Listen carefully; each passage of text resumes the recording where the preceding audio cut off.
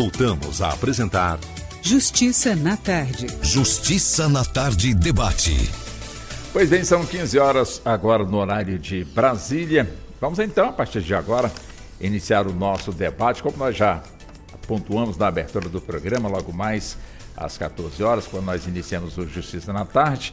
Nós já estamos aqui nos estúdios com os nossos convidados, os quais, a partir de agora, passamos a cumprimentá-los, já que o assunto de hoje está relacionado, portanto, totalmente com a inteligência artificial. Inteligência artificial, evidentemente, que não tem, portanto, aí avança praticamente em todas as áreas.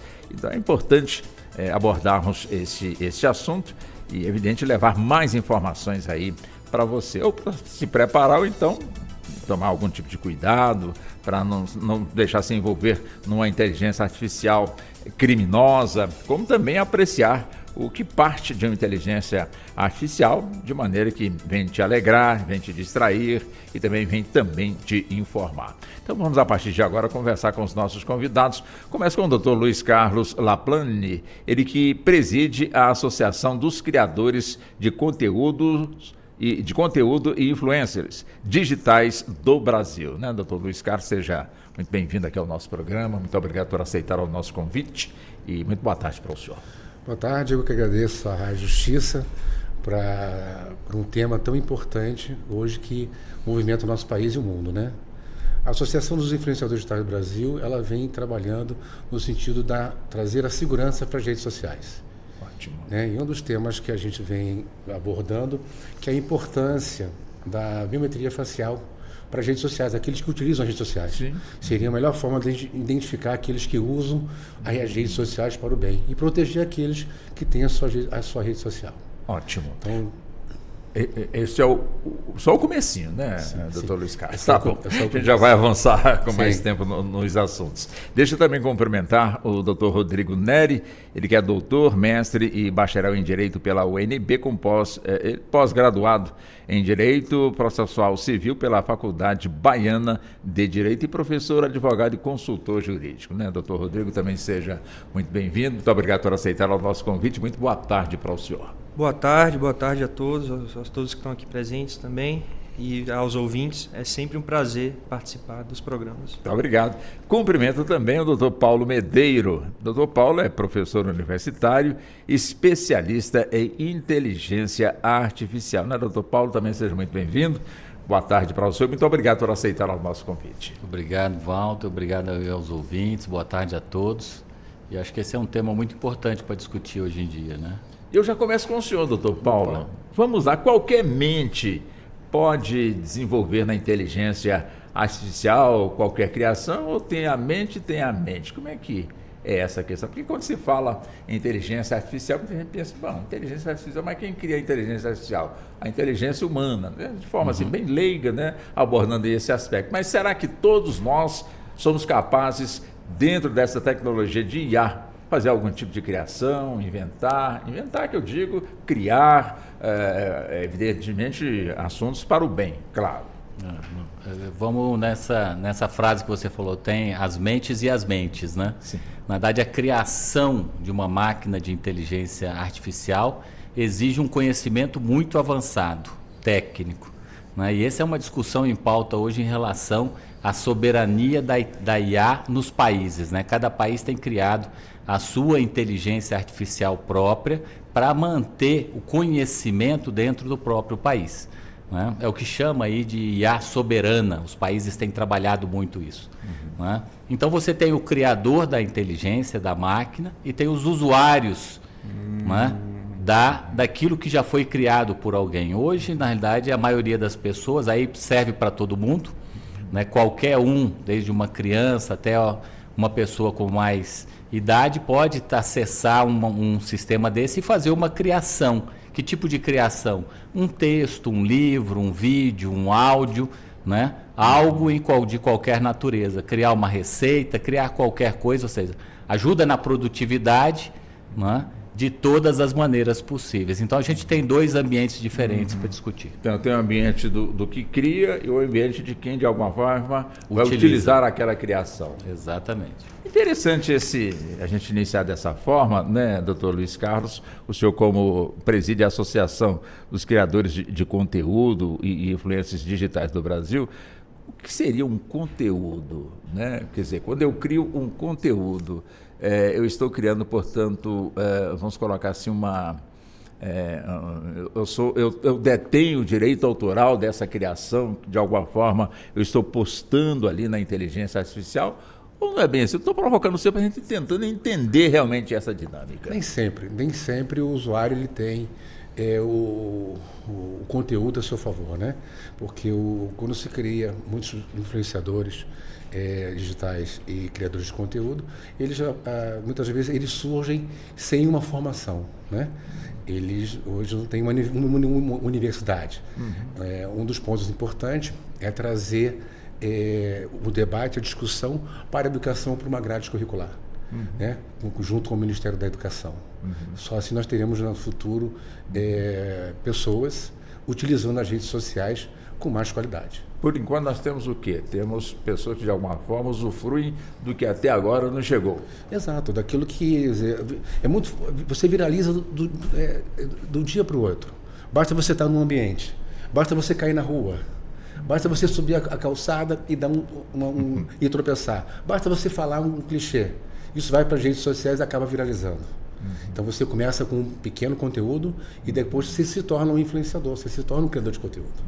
E aí é você fazer mais e mais conteúdos. Quer dizer, é diferente um criador de IA para um influencer e também para um criador de conteúdo? Tem diferença? A diferença é que o criador de conteúdo ele usa a inteligência artificial para melhorar a sua qualidade, a sua entrega. Entendi. Foi como o doutor Medeiros realmente explicou. Aí quando... A tendência... Pois não, eu já ia avançar com o senhor, doutor Nery, mas fique à vontade. Não, só pontuando, assim... Eu vejo que a tendência é acontecer algo semelhante ao que aconteceu com, por exemplo, a difusão dos computadores ao redor do globo, da tecnologia. Eu lembro muito de uma fala que se atribui a Steve Jobs, no sentido de que ele não se preocupava com a complexidade. Na verdade, ele queria afastar a complexidade para permitir que todos pudessem utilizar. Eu acho que a questão da IA vai se tornar cada vez mais utilizada, mais difundida, e a tendência é naturalmente ela ser assim, porque ela vai se tornar mais fácil de ser usada por pessoas que não têm nenhuma formação. Tal como hoje a gente utiliza um celular, a gente utiliza outros aparelhos, a gente sabe, liga a televisão, liga o computador, mas se for para consertar um celular, um computador, eu não sei fazer, por exemplo. Eu acho que com a IA a tendência é separar exatamente esse campo de quem produz, que vai ser um campo extremamente técnico, complexo, que precisa ser regulado, e no campo de quem utiliza, que é já o cenário de que vai ser mais fácil, mais intuitivo, mais amigável para o usuário. E aí isso vai permitir, acaba naturalmente, já está acontecendo, a utilização massiva de criação de conteúdo. Isso reflete tanto na advocacia quanto em diversas profissões, inclusive nos criadores de conteúdo, né? Todas as áreas. Eles vão... Eu, particularmente, sou mais antigo, acabo sendo mais tradicional, escrevendo, mas é muito comum e muito incentivado a utilização de IA. No judiciário, na decisão, já há utilização de minutas feitas pela inteligência artificial. Enfim, é uma realidade que veio para ficar. A gente que eu sou um pouco mais novo dos que estão aqui na mesa. Você é o caçula. Sou o caçula, mas a gente vê uma... Eu acho que todos vão se lembrar daquele filme, dos filmes dos anos 80 que falava de inteligência artificial, e a gente tem essa preocupação, mas na verdade é uma realidade que veio para ficar e vai ampliar a produção de todos os tipos de conteúdo, inclusive dos influencers. Muito rápida, né? Muito rápida. A gente está falando, nós estamos aqui, eu arrisco dizer, desatualizados, porque ele está mudando a cada dia. Mas quando o doutor Paulo falou que IA é a criação de máquinas, vamos imaginar assim, quer dizer, IA então está no mundo, não é de hoje que está aí no mundo por conta das evoluções, porque eu lembro perfeitamente, pegando um exemplo assim bem caseiro, lá em Anápolis, onde eu morava, ficava bravo da vida quando passava cera no chão e eu tinha que vir lá com escovão Aí quando apareceu a enceradeira, para ele foi a melhor coisa do mundo, né? Isso foi IA, professor Paulo? Não, na realidade, assim, a gente não vai revelar a idade, né? Mas eu sou da época do computador de grande porte, aquele computador que ocupava a sala inteira, né? Sei. E já existia o conceito da inteligência artificial naquela época. É que a gente não tinha computador com capacidade suficiente para processar tanta informação. Né? Então, a curva da tecnologia ela foi crescendo, né, quase um pouquinho, subindo bem devagar. E agora, com a computação de alta velocidade, ela cresceu logaritmicamente. Então, a gente vai ver um avanço tecnológico diário, né, numa velocidade que a gente não acompanhou nos últimos 30 anos. Então, levou 30 anos para chegar mais ou menos até aqui, né, e agora o crescimento vai ser logarítmico. Né? E esse crescimento, ao que parece, não tem limite. Não tem porque assim, a gente está aprendendo agora, a gente está criando máquinas e computadores com uma capacidade de processar dados e o resultado desse processamento é que vai trazer novos desenvolvimentos. Por exemplo, na indústria farmacêutica, já tem empresas que não gastam mais anos fazendo pesquisa de vacinas. Pega um robô, né? Um software, um sistema, uma máquina, passa para ele os parâmetros, fala, eu quero uma vacina para gripe dessa forma, com isso aqui, desse jeito. Ele começa a processar, em questão de dias, ele já tem o projeto científico todo pronto. Então, a partir disso, é que vão surgir novos desenvolvimentos. Né? Porque a gente está entrando numa fase nova de transformação. E isso, num primeiro momento, assusta, como assusta todo mundo. E como assusta. Quem usa aí um desses software de inteligência artificial generativa, faz alguma coisa e fala, nossa, ele respondeu. Né? Perfeito. E onde é que entra justamente os criadores de conteúdo e também os influencers nessa onda toda, doutor Luiz Carlos? O uso da inteligência artificial para eles, eles têm utilizado para promover o seu próprio trabalho.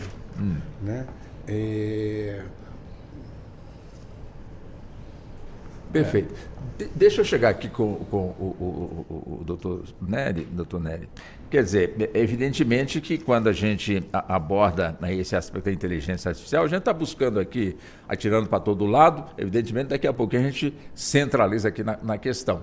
Quer dizer, a criação artificial tem dono? Essa é uma grande discussão, porque quando se trata de uma análise jurídica no campo da IA, a primeira premissa que a gente tem que adotar é a seguinte: não dá para ter uma única resposta. É um campo absolutamente complexo e essa sua pergunta reflete isso. Porque, por exemplo, há uma grande discussão sobre a origem do material que deu ensejo à criação. Sim. Né? Então, quem seria verdadeiramente o dono? Se a gente colocar várias obras de Michelangelo para inspirar uma inteligência artificial, ela vai produzir uma obra como se fosse de Michelangelo. E de quem seria o dono? E ademais, nós temos a própria discussão sobre a produção feita com base em comando. Você cria a IA para ela produzir, então você está permitindo que ela produza a partir de qualquer comando. Aí eu dou um comando, ela produz algo. Quem que foi o dono? Quem criou a ferramenta de IA, o provedor dessa ferramenta ou aquele que deu o comando? É uma discussão muito problemática. Em termos, obviamente, que jurídicos, nós podemos utilizar de analogias para pensar que quem fornece o comando utilizando determinada ferramenta é que seria verdadeiramente o dono daquilo que foi criado. É tal como você utilizar outras ferramentas, aquelas ferramentas de desenhar no computador, enfim. Mas ainda assim é a título apenas de atribuição, de utilização, usufruir de direitos sobre o que está sendo produzido, etc. Então, tem sim dono, mas é algo verdadeiramente complicado. Ser dono não quer dizer que aquilo foi feito por causa de alguma expertise dessa pessoa, né? Inclusive, essa pessoa pode ter algumas IAs que já fazem essa filtragem para não violar direitos autorais. No campo jurídico isso é muito interessante porque se fala quem que vai alimentar a IA, né? Tem que alimentar a IA com livros jurídicos. O direito é feito uma parcela relevante do direito é a doutrina. E a doutrina é feita por pessoas, por seres humanos. Então a IA vai fazer a leitura desses livros e produzir o resultado, as opiniões jurídicas, mas opiniões jurídicas de quem? Eu sinto informar, ou tenho até o prazer de informar que o direito ele tem um quê subjetivo. É um produto, uma abstração criada pelo ser humano. Então a IA não vai criar aquilo do zero. Então a opinião ela tem que seguir uma opinião que já foi seguida por alguém. Então como lidar com isso? Esse é um dos inúmeros pontos que a gente tem que aprender a lidar quando a gente trata nesse tema. Mas sim, tem dono sim, mas tem essas observações. Doutor Luiz Carlos, estou curioso a me contar como é que se forma ou seja, um criador de conteúdo, né? Quem é essa pessoa que cria um conteúdo? É uma pessoa que vem de uma faculdade, é uma pessoa que se especializou para isso, é uma pessoa que, de repente, mexendo aqui, mexendo ali, conseguiu acertar o que ele realmente pretendia em qualquer campo. O que seria, portanto, ou como seria a formação de um criador de conteúdo? São os formadores de opinião do passado, né? Hoje, quem tem uma conta de 1.000 seguidores, ele é um influenciador? Ele é um criador de conteúdo? Ele está seguindo as suas proporções, no mesmo nível daquele que tem 100.000 seguidores. Hoje não tem uma universidade. Né? Uma proposta da associação é levar para o ensino fundamental. Quer dizer, aprender na escola. Né? Hoje você tem cursos, mas você tem pós-graduação, mas você não tem o ensino fundamental. E qual vai ser a diferença dessa matéria, vamos colocar assim, chegar no ensino superior? Porque até então, hoje, não tem, portanto, uma escolaridade própria para definir esse profissional. São pessoas, crianças, adolescentes, no ensino fundamental, sim, aprendendo a usar as redes sociais com segurança. Acho que esse é um grande papel, esse é o mais importante para que ele possa chegar na maioridade sabendo quais os riscos, aquilo que ele deve fazer. E a rede social tem muitos riscos, professor Luiz Carlos? Tem bastante risco, e é preciso ter conhecimento para poder usar as redes sociais, para não se sentir lesado, enganado, porque você hoje tem pessoas que se escondem através de um capuz, dizendo que é uma pessoa e, na verdade, é uma outra pessoa vendendo facilidade para ganhar algum benefício. Como eu disse, doutor Paulo, agora há pouco, né, trouxe aqui uma notícia que veio do Judiciário, onde tem gente utilizando a inteligência, portanto, artificial, para poder enganar as pessoas. Evidente nisso, ele acaba fazendo uma produção onde tem a figura do advogado, quando o assunto é realmente jurídico, o escritório do advogado, o nome do advogado, o apelido do advogado, mas não é o advogado, é tudo ali simulado. Quer dizer, quando uma pessoa chega, portanto, a este ponto, ela criando, portanto, utilizando a inteligência artificial. Essa que é a minha pergunta. É de fato uma inteligência artificial que ele está utilizando, que ela foi criada, ele está apenas apresentando o programa? Como é que é isso? Vou puxar um pouco aí do que o doutor Rodrigo falou, né? Na realidade, hoje você tem uma máquina que tem uma capacidade de produção muito grande. Então, vamos dizer o seguinte, que eu pegue aqui a gravação da voz do Dr. Rodrigo, tá certo? Eu consigo hoje, por meio de um sistema desse, gerar o Dr. Rodrigo falando uma coisa completamente diferente do que o que ele acredita, né? E vai chegar um momento em que a gente vai ser possível pegar a voz do Dr. Rodrigo, a imagem do Dr. Rodrigo, e criar vídeos e áudios impossíveis para o ser humano de diferenciar se foi produzido por uma máquina ou não, né? Qual é o problema hoje? O crime organizado, ao fazer uso de uma máquina com a capacidade de produção tão grande, né?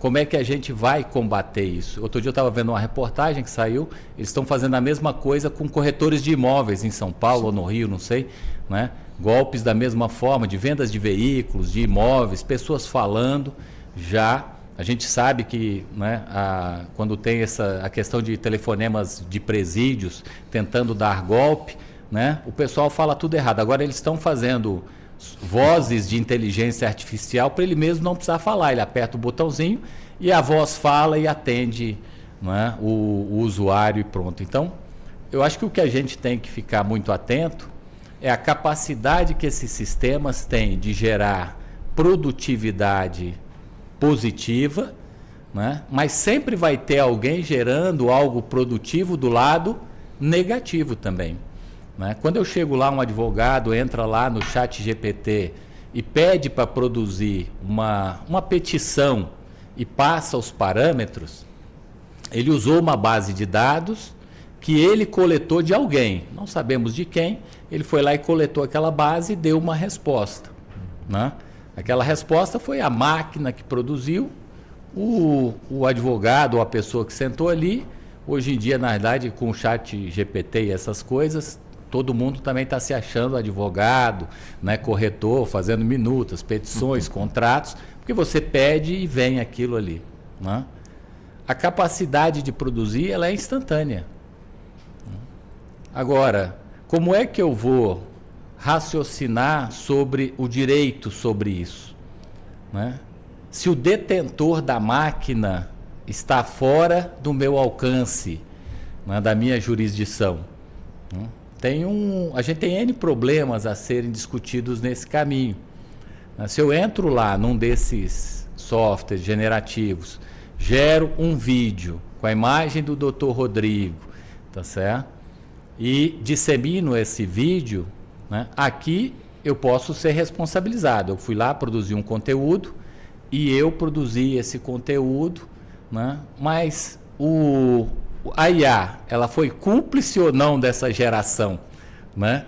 E se ela foi, né, se decidiu que foi, ela está ou não sobre a minha jurisdição?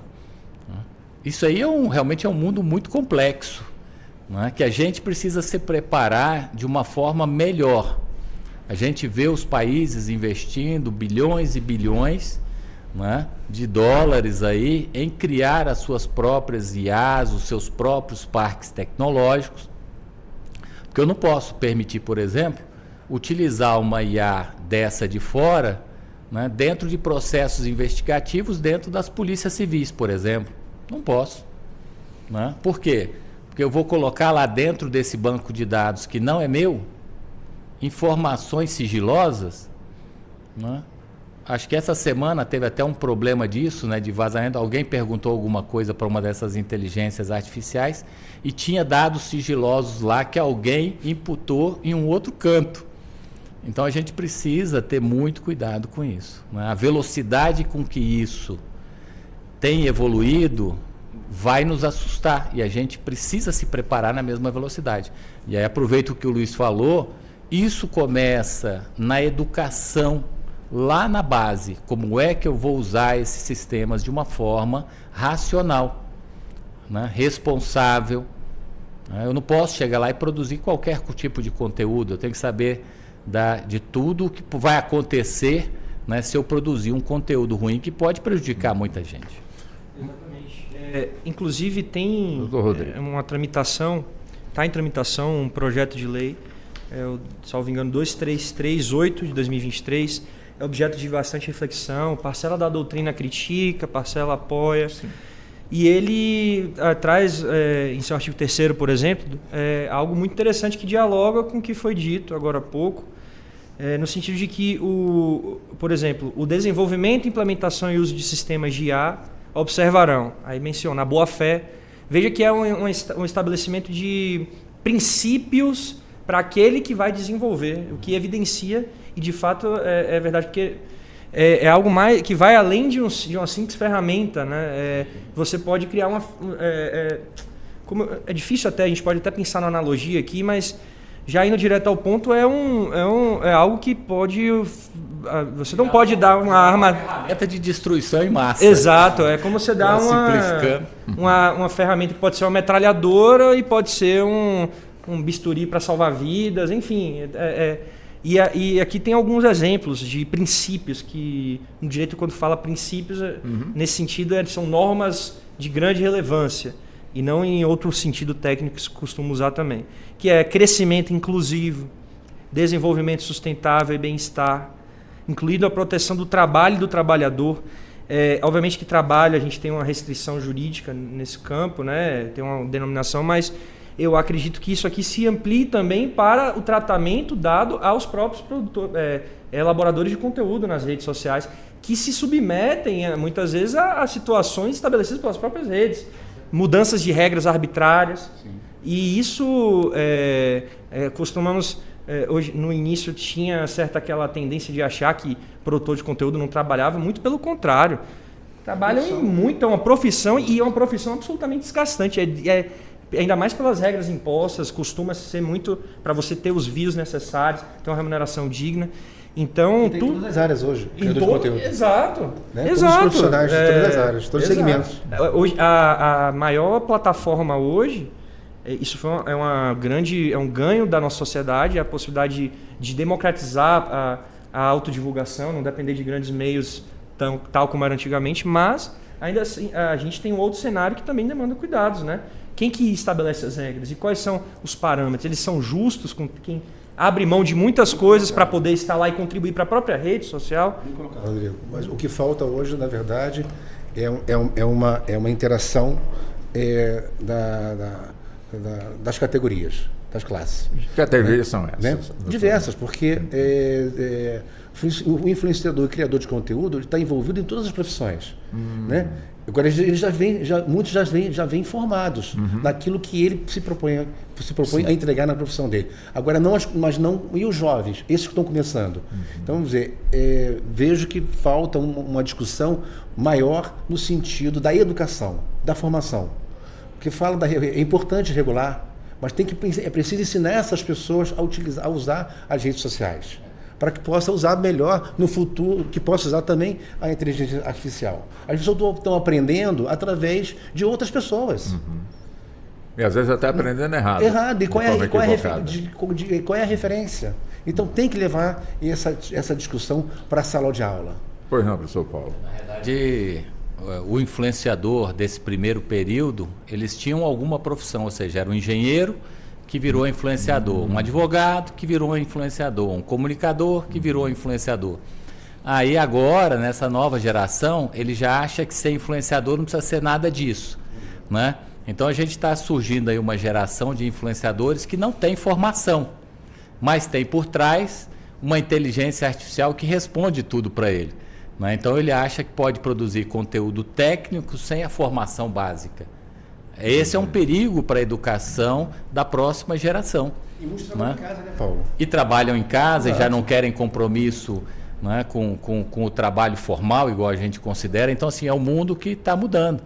A gente vê isso, por exemplo, acontecendo num país onde todo mundo trabalha e o trabalho é importante, como a China, né? Os jovens de hoje, eles são influenciadores em casa e não querem mais um emprego. Isso está gerando um conflito lá na China. Né? Então, tem muita gente lá, mas mesmo assim gera conflito. Gera um conflito, porque você tira do mercado uma mão de obra, né? E desqualifica a mão de obra do futuro.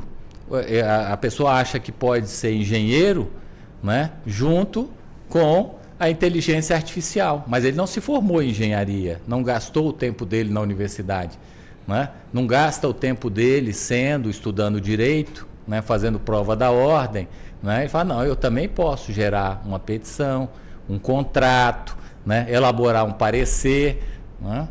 Isso aí tem atrapalhado muito e eu acho que a gente tem que estar atento a isso. A educação, ensinar os jovens que para ele ser um influenciador relevante e competente no futuro, ele precisa de uma formação básica. E sem essa formação básica, dizer, como é que fica os valores, né? A ética, como também, além da ética, a segurança, a privacidade. Como é que fica essa pontuação, essa questão que vem sendo criado através dessa tecnologia? Eles se perdem. Acabam se perdendo os valores porque fica muito uma avaliação pessoal daquilo que eu posso fazer na rede social. Eu dou com o meu smartphone, eu posso criar um conteúdo, eu posso fazer tudo. É a era do relativismo. Exato, aí tem o desemprego, né? Estou desempregado, vou ser um criador de conteúdo. Mas tem, quer dizer, suponhamos que essa criação de alguma forma prejudique o coletivo ou uma pessoa. Tem consequências, doutor Rodrigo? Tem consequência, sim. O nosso sistema, nesse caso, se aplica a sistemática da responsabilidade civil. Criminal também, mas eu posso focar aqui na parte civil. Criminal já é mais até intuitivo, né? Sim. Mas tem responsabilidade, sim. Tem responsabilidade, inclusive, no âmbito individual, você violar o direito de um terceiro determinado, ou no âmbito da coletividade. Você produzir um conteúdo que afete o que se chama de direitos transindividuais, atinja um grupo indeterminado que ultrapassa, que é um direito que pertence a todos e que é difícil de... Não tem como se individualizar, é um direito de toda a sociedade. Então, há toda uma discussão sobre como verificar essa responsabilização. Inclusive, a título de verificar também o próprio provedor da ferramenta, bem no que a gente estava falando. Eu acho que esses parâmetros que eu mencionei da lei, do projeto de lei que está sendo gestado hoje, são bem interessantes. Mas o que se observa hoje é a tendência de se estabelecer o que a gente chama de uma responsabilização subjetiva. Por quê? Porque tem que se verificar, além dos pressupostos da responsabilidade civil, nexo causal, enfim, prejuízo, etc., tem que se verificar se houve dolo ou culpa. E isso é muito importante, óbvio, só que também a doutrina especializada tem compreendido que é necessário analisar o caso concreto. Não há como dizer que há somente a responsabilidade subjetiva e, em alguns casos de grande interesse, seria responsabilidade objetiva, ou seja, que não se permite, não se precisa analisar o dolo ou a culpa. Como, por exemplo, ocorre no Código de Defesa do Consumidor. Um serviço prestado por IA, um conteúdo que você é contratado para gerar, isso é plenamente possível. Você é contratado para gerar um conteúdo para uma pessoa, porque você tem uma IA específica que você utiliza e produz um conteúdo para essa pessoa. Qual é a sua responsabilidade sobre isso? Responsabilização, se for um serviço, já é objetiva.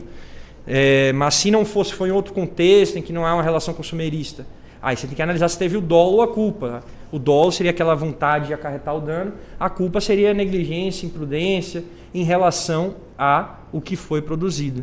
No cenário internacional, o que se observa é a tendência de estabelecer essa noção de que é necessário verificar o dolo ou a culpa. Até para fomentar a criação, porque também seria uma situação muito complicada aceitar que a pessoa seja responsabilizada se ela não agiu nem com dolo nem com culpa. Então, um clássico exemplo até. Uma pessoa compartilha uma notícia de um jornal com grande credibilidade e descobre que essa notícia foi gerada por uma inteligência artificial e estava errada. Essa pessoa vai ser responsabilizada? Ela não sabia. E nem tinha como dizer que foi por negligência, imprudência e perícia. Então, é importante tomar esse cuidado, mas sim, tem responsabilidade sim. O nosso sistema hoje tem um ferramental teórico para permitir isso. Agora, o caso concreto é o que deve imperar. Não há uma fórmula geral. A fórmula geral é que tem que ter cautela. Agora, existe inteligência artificial que, de alguma forma, indica que aquela informação que está postada é, na realidade, uma informação falsa, professor Paulo? Existem várias ferramentas, né, que têm sido criadas, mas elas precisam estar sempre em atualização, porque passa pouco tempo, ela se desatualiza, já não, de tanto que o conteúdo vai aprimorando. Isso que o Rodrigo estava comentando é justamente o problema da fake news, né? Quando a fake news, ela tem algo sutil. Às vezes, parte dela é verdadeira, né? E parte dela é falsa. Então, dá aquela sensação de que parece verdadeiro. Então, quando a pessoa pega um vídeo, uma matéria dessa, né, de um jornal de credibilidade, aí recebe, olha, fala, nossa, isso aqui é verdadeiro, e compartilha para... Se eu tiver uma rede com 1 milhão de pessoas, foi para 1 milhão de pessoas, como é que vai ficar o impacto disso, né? O impacto do crime, né, cibernético, ele é muito mais abrangente do que o crime tradicional que a gente conhece, né? Aquilo ali pode causar um prejuízo enorme. Porque o alcance de uma mensagem, em pouco tempo, pode alcançar 1 milhão, 2 milhões, 10 milhões, 30 milhões, 40, 50 milhões de pessoas. Né? É muito preocupante isso, né? E precisa de ferramentas. É igual o doutor falou, tem o cabedal teórico, tá ótimo. E na prática? Né? Esse é o grande desafio, né? Unir a teoria com a prática. Como descobrir, como identificar, como estabelecer, fazer com que o sistema possa responsabilizar essas pessoas. É realmente complicado. Nós vamos entrar numa era agora dos avatares, né? Doutor Luiz Carlos. Sim. Avatar, né? Sim. Você vai ter o produto perfeito. Porque o avatar, Mas ele está ali, de quem é a responsabilidade? Sim. Né? Ele está ali para vender o que tem de melhor.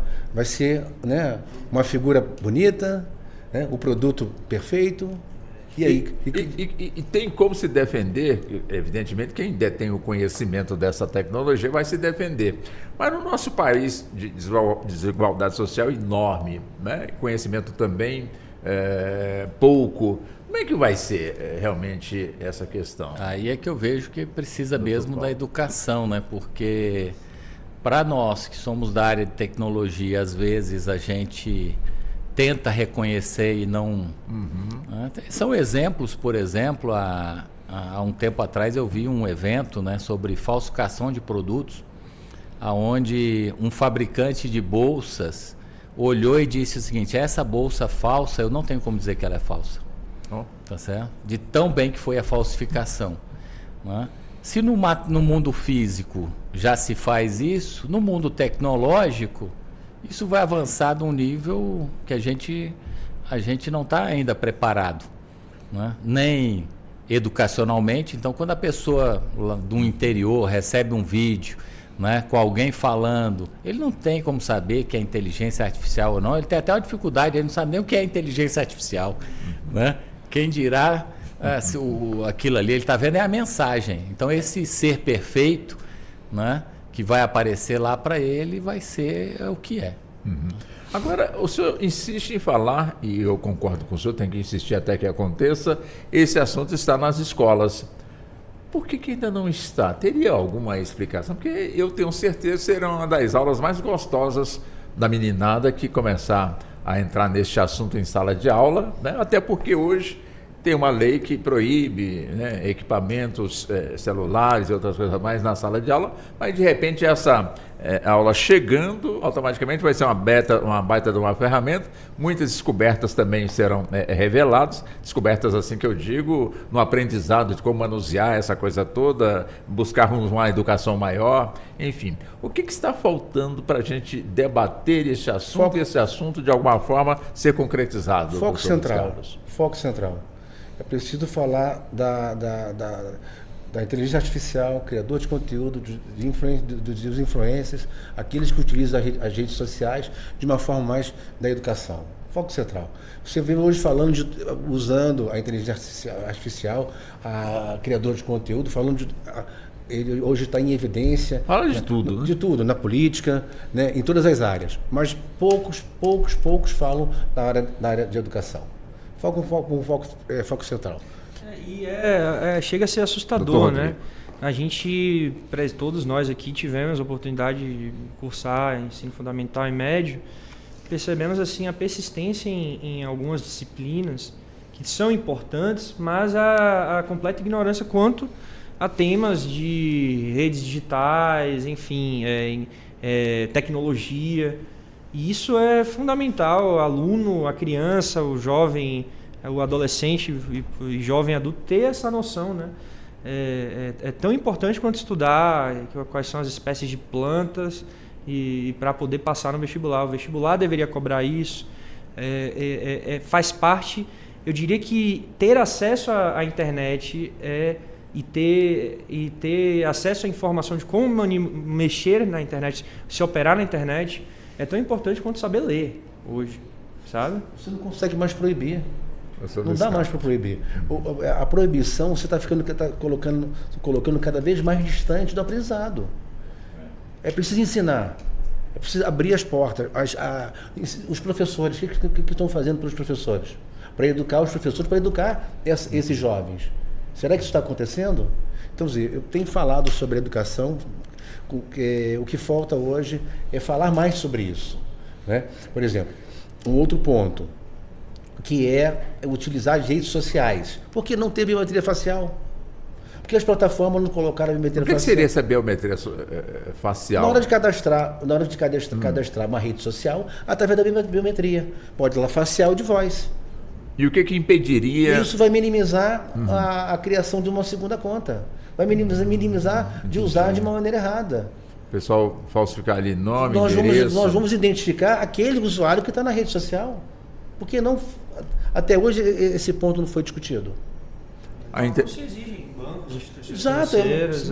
Que é normal. Para entrar aqui hoje, nós tivemos que colocar na biometria facial. Não é isso? Exatamente. Então, por que não? Para você abrir seu telefone, é biometria facial. Também. Por que não para redes sociais?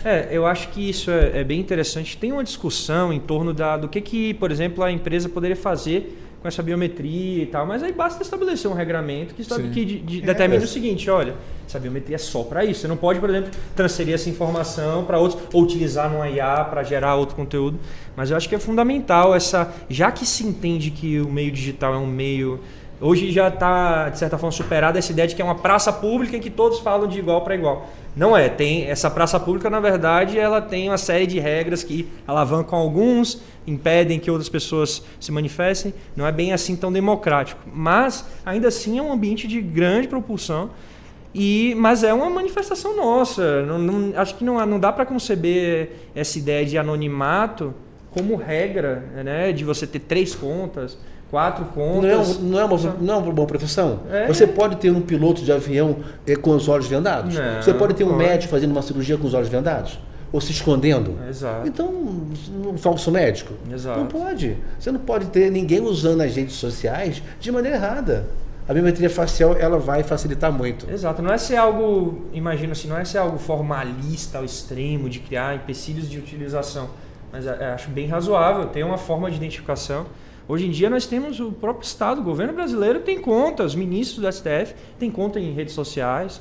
Então o mundo está, para quem está acompanhando desde o início, isso era algo impensável. Na época em que as redes sociais eram só para jovens encontrarem uns aos outros. Eu lembro quando lançou o Facebook no Brasil.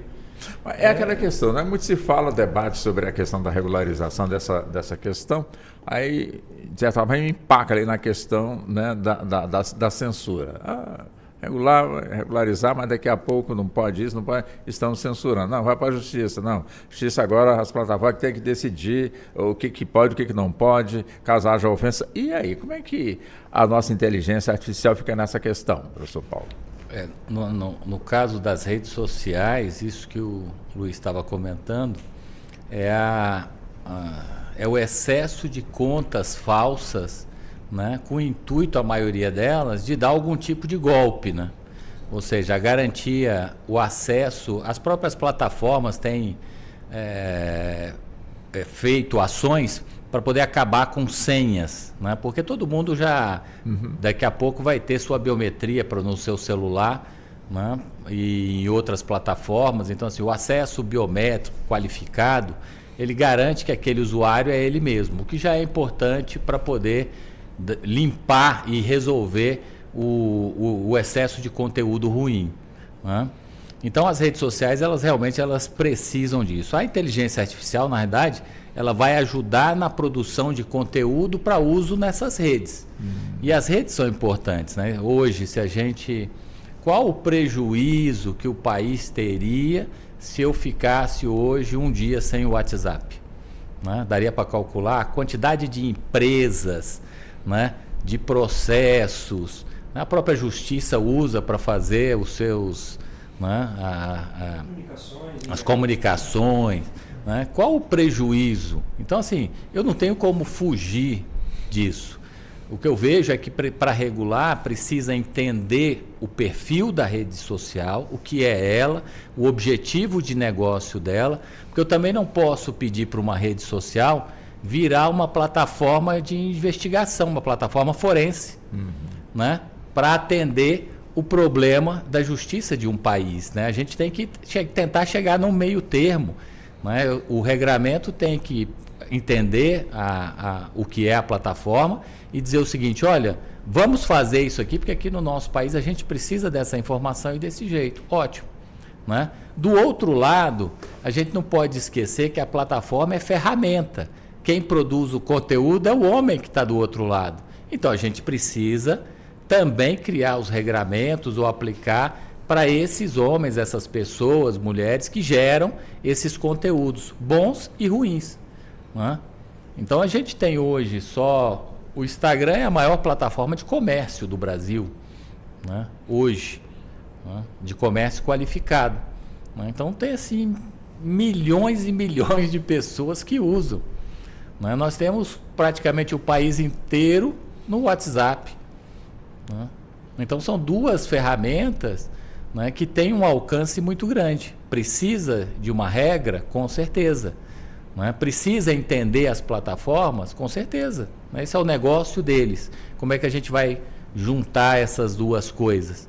Né? O que eu acho que não pode é, no meio do susto, ir lá e tirar da tomada e depois para tentar resolver, né, e ver o que vai acontecer. Isso eu acho que já é um problema que gera muito prejuízo para o país. Exatamente. E tem um ponto também que, dialogando com o que foi dito também, um ponto muito importante. A IA, porque é humanamente impossível para uma gestora dessas redes sociais analisar todos os casos de desrespeito a direitos que chegam a ela.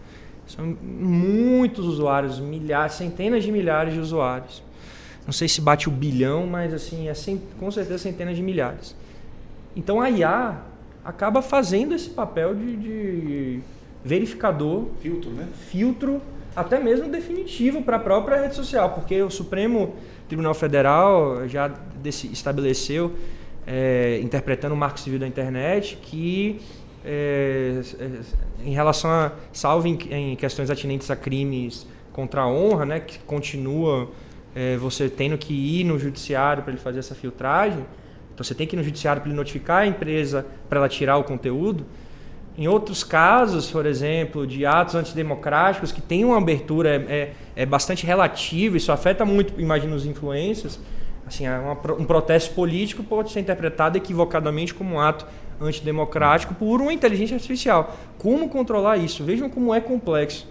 E aí eu não sei qual a resposta correta, porque a gente vai exigir que a empresa libere o segredo da IA que ela utiliza para julgar, aí quem souber esse segredo vai utilizar a brecha para poder ultrapassar, mas como é que funciona? É realmente um cenário muito complexo e nós vemos o Supremo decidiu recentemente que você bastaria então, nesse caso, por exemplo, de antidemocráticos, que listou outros casos também, você bastaria comunicar o provedor de aplicação para que ele tivesse o dever de retirar, e se não retirasse ele seria então responsabilizado. Isso tudo dialoga com essa questão da responsabilidade civil, de como comunicar e como também e o porquê de o provedor de aplicação ser responsável, porque mais uma vez a gente volta, internet não é mais, não sei se chegou a ser algum dia, talvez sim, mas hoje as redes sociais essencialmente não são mais aquela praça pública em que todos falam como iguais. Quem tem condições financeiras, quem tem influência, quem sabe como funciona. Hoje em dia o que a gente mais vê são influencers ensinando como ser influência para entender como o aplicativo gera views, etc. Então é importante que as próprias provedoras de aplicação fiquem atentas a isso, porque muitas vezes elas são internacionais, elas não...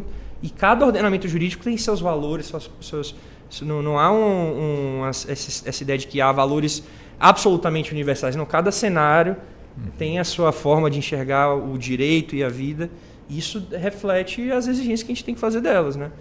Como é que ficam as nossas crianças diante dessa nossa discussão, né? Inteligência artificial, temos também aí, no caso, como foi aqui colocado, né? Temos os criadores de conteúdo, temos os influencers, enfim, são vários os assuntos. Hoje todo mundo fala de tudo, da sola do sapato, do cadastro, fala de qualquer coisa, tem sempre alguém para poder acompanhar. Como também existem ali colocações preocupantes, onde ensina a fazer bomba, onde ensina a ser terrorista, onde ensina a prostituir, enfim, uma série de questões. E aí, professor Paulo, como é que a gente, de alguma forma, nessa discussão, teria uma ferramenta adequada para que as nossas crianças, de alguma forma, viessem a ser protegidas disso tudo? Eu acho que tem 2 assuntos importantes, né? As crianças de hoje, eu tenho uma netinha de 3 anos que ela navega no celular com tranquilidade, o dedinho aqui, ó, para cima, para baixo, e ela chega para mim e fala: vovô, compra aí minhas bonecas em tal lugar. Oh. Então as crianças de hoje têm uma facilidade nesse mundo de assimilar a tecnologia de uma forma que a gente às vezes nem compreende, fica impressionado. E o volume de conteúdo que acaba sendo despejado em cima delas gera uma série de preocupações, né? Preocupações de formação, né? A gente vê crescendo muito o problema da saúde mental, né? Por causa do excessivo volume de informações e uso das redes sociais, não só em crianças, mas em adultos. Então você já vê crianças, né, abaixo aí dos 10 anos com ansiedade, com problemas de saúde mental que a gente só via em pessoas mais velhas, né? Então a gente tem essa questão do volume de conteúdo. Como é que ela avalia? Porque tem 2 coisas, né? Isso que o Rodrigo comentou, né? Tem influenciador ensinando o outro a ser influenciador, mas o que ele ensina também olha, você consegue ser influenciador em 10 passos, vamos dizer. Volto àquilo, né, que eu falei no começo, vai ser um influenciador sem base, sem formação, né? Mas que talvez, por seguir aqueles 10 passos, alguns cheguem a ser super influenciadores, completamente sem formação nenhuma. Então, o relativismo moral, ético, vai reinar normalmente nesse meio. E as crianças que recebem isso, tá certo? Vão estar aprendendo com essas pessoas, né? Porque normalmente diz que santo de casa faz pouco milagre, em casa a gente não vai conseguir ensinar na mesma velocidade, ele vai aprender ali com a internet, né? Muitos pais liberam o acesso muito cedo. São discussões que voltam lá ao início, à educação. Se eu não tiver uma formação curricular desde o princípio, do fundamental, no ensino médio, que ensine as pessoas a utilizarem a rede social de uma forma responsável, a gente vai continuar sempre nesse mesmo caminho aqui, sendo atropelado pela tecnologia. E a criatividade, ela vem ficando cada vez mais distante desses jovens. Porque a inteligência artificial cada vez mais distante, menos criativos. Eles usam a inteligência artificial para perguntar coisas básicas, para conversar com a inteligência artificial. Por uma carência, por uma falta, como se relacionar com uma menina, como chegar para conversar com um professor. Então, essas pessoas têm usado a inteligência artificial de várias formas. Agora, um outro ponto que eu gostaria também aqui de levantar. Evidentemente, temos que aplaudir a tecnologia sempre avançando, ganhando espaço. Mas eu tenho certeza que nós, quando éramos crianças, não existia, portanto, aí essa tecnologia. A gente jogava bola, andava de bicicleta, fazia acampamento e outras coisas mais, né? Não importa se era de dia, de noite, tinha sempre ali uma atividade. Hoje, muitos adultos questionam, até mesmo quem de alguma forma utiliza essa ferramenta, questionam que hoje em dia ninguém se fala mais, não se aproxima mais, cada um com seu equipamento ali, às vezes do lado, um sentado no sofá, um do lado do outro ali, e aí, como é que você está? Está tudo bem? Aí o outro responde, não, está tudo bem. E está gostando do filme? Estou gostando. E você? Quer que muda de canal? Enfim, quer dizer, a gente fazendo isso só para ilustrar, professor, aliás, para os senhores, né? Começo, portanto, aí com o senhor, doutor Rodrigo. E aí, professor Rodrigo, será que nós estamos de alguma forma avançando e temos que avançar, mas será que nós estamos cuidando de fato? Que evidentemente nós gritamos que precisamos regularizar essa situação, mas de alguma forma nós queremos ver essa regularização? É uma excelente pergunta, seguida de todas as excelentes ponderações também. Cada vez mais a gente está vendo uma empreitada muito financiada pelas perspectivas financeiras de desenvolvimento por desenvolvimento, sem pensar no que nós estamos perdendo. Sem dúvidas, o que foi dito, aqui mais cedo pelo Dr. Paulo, por exemplo, isso é um fator que tem sido pouco debatido. Agora que a gente começa a refletir a influência de toda essa quantidade de informação e dessa conectividade que nós estamos tendo na nossa formação. Eu tenho realmente muita preocupação. Eu tenho 2 irmãs, uma de 12 e outra que vai fazer 15 agora. Mando até um beijo para elas aqui. E eu fico preocupado, porque essa é uma fase muito sensível. A infância, a fase mais importante do ser humano é a fase de formação na infância e adolescência, que é onde a pessoa constrói a própria personalidade. E você ter tantas influências, que não necessariamente são adequadas.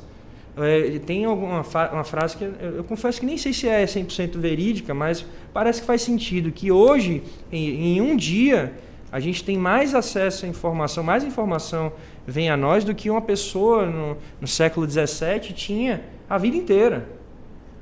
A vida inteira. Então, assim, isso vai se desenvolvendo e as relações vão sendo moldadas. Tem muita vantagem? Tem. Mas a gente também tem que pensar até onde vamos, né? É uma espécie de limitação ética para o desenvolvimento da inteligência artificial, tal como, por exemplo, e das tecnologias, tal como há no cenário da ciência, até onde a ciência vai. Você pode ficar clonando seres humanos, não pode. Eu dei esse exemplo mais extremo para demonstrar o seguinte: até onde vai a inteligência artificial, até onde queremos que ela vá. E vem uma pergunta que eu até levanto aqui para os demais colegas, 2 perguntas, na verdade. Primeiro, como fazer quando surgir a inteligência, não sei nem se isso vai ser possível, o professor Paulo, o grande especialista aqui, como fazer quando surgir a inteligência artificial autônoma ao extremo, para se portar como um ser humano e ser independente, nunca mais depender do ser humano. Será que isso é possível? Aí fica aquela discussão, quem é responsável por isso? E a outra pergunta estou direcionando assim, mas para a gente refletir, direcionando a outra pergunta como lidar com a questão dos deepfakes no âmbito dos influencers, né? Assim, a gente vê a dublagem no Brasil está sendo substituída por IA, algo que precisa ser objeto de reflexão. Como fazer isso quando isso começar a atingir os influencers? E os advogados? E os professores? Eu sei que a academia, a escrita jurídica, talvez demore um pouco, porque ainda tem esse aspecto humano de se valorizar. Talvez os influencers também em outros campos, mas é algo que a gente tem que se preocupar. Eu vou deixar que essa resposta seja dada, como o senhor provocou, né, tanto pelo Dr. Luiz Carlos como também pelo Dr. Paulo, daqui a pouquinho. É que uma hora já se foi, o tempo voou aqui, a gente nem percebeu o tempo passar, já são 15h58. Eu peço licença aos senhores para que possamos ir ao intervalo, mas já estaremos de volta e vamos dar sequência em mais 1 hora de debate aqui no Justiça na Tarde. Até já. Você está ouvindo Justiça na Tarde.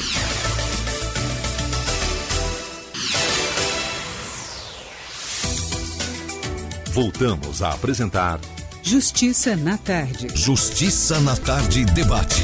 Bem, são 16 horas mais 1 minuto. Estamos de volta e seguimos em frente com o Justiça na Tarde, já entrando na sua segunda hora.